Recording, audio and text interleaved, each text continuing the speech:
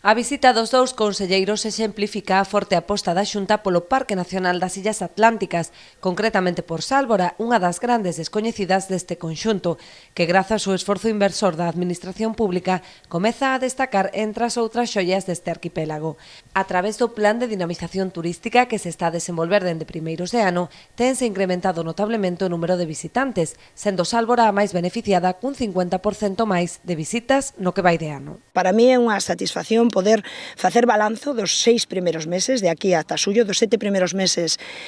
do ano, do número de visitantes que tuvo o Parque Nacional e que tuvo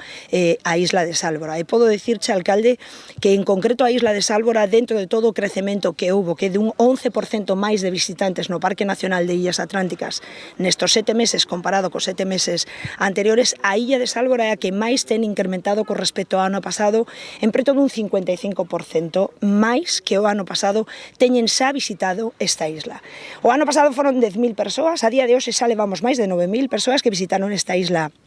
de Sálvora. Tamén foron 400.000 as persoas que visitaron o Parque Nacional no ano 2016 e este ano estamos convencidos, como decía, por este ritmo de crecemento que máis dun 11% que superará.